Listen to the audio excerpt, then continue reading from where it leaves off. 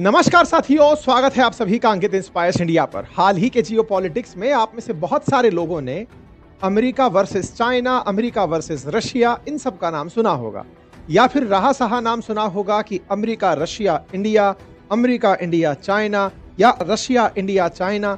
ये सब के बीच में आपने कहीं एक चीज जो मिस कर दी, वो है अपना इतिहास। आप पूछेंगे क्या बात कर रहे हो? जी हाँ, भारतीयों ने जितना भी इतिहास पढ़ा है उसमें उन्होंने गुलामी की 200 साल की जंजीरों को अभी तक अपने मन से उतारा नहीं है। उन्हें पता है कि हम लोग 200 साल तक अंग्रेजों के गुलाम रहे थे। बाय द वे, ये अंग्रेज आए कहां से थे? ये अंग्रेज आए थे यूनाइटेड किंगडम से, जिसको आप इंग्लैंड के नाम से भी जाना करते हैं। यूनाइटेड किंगडम कहाँ है? यूरोप में है। जैसे एशिया में भारत है, बिल्कुल ऐसे ही यूरोप में यूके है। ठीक इसी तरह से भारत के अंदर फ्रांसीसी आए, पुर्तगाली आए, या फिर डच आए। ये सब आए कहां से थे? ये सब यूरोप से आए। और एक समय तो ऐसा कहते थे कि ब्रिटेन का सूरज, यानी कि इंग्लैंड का जो सूरज है, जहां उदय होता था वहां से लेकर जहां अस्त होता था, वहां तक सब तरफ इनका ही शासन था।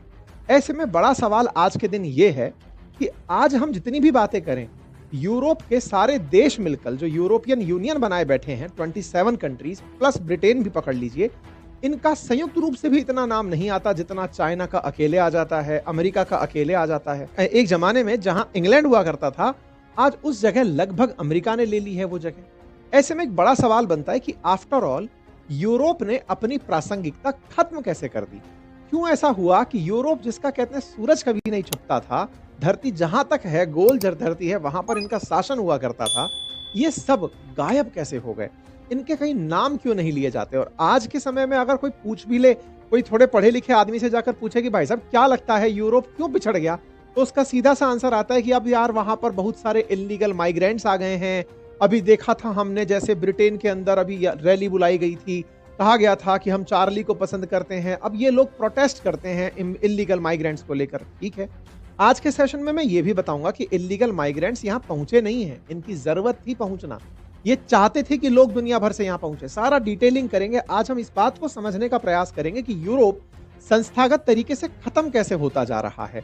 कैसे यूरोप, जो दुनिया के अंदर ऑडी, बीएमडब्ल्यू, मर्सिडीज जैसी कंपनी देने वाला, दुनिया को नोकिया जैसे फोन देने वाला, यूरोप एरिक्सन जैसी कंपनियों को चलाने वाला, यूरोप न्यूटन जैसे, आइंस्टाइन जैसे साइंटिस्ट देने वाला यूरोप आज कहीं चर्चा में ही नहीं है। आज अगर उठाकर देखो तो माइक्रोसॉफ्ट का नाम दिखाई देगा, गूगल का नाम, चैट जीपीटी का नाम, या फिर चीनी कंपनियों का नाम ही नहीं है साहब।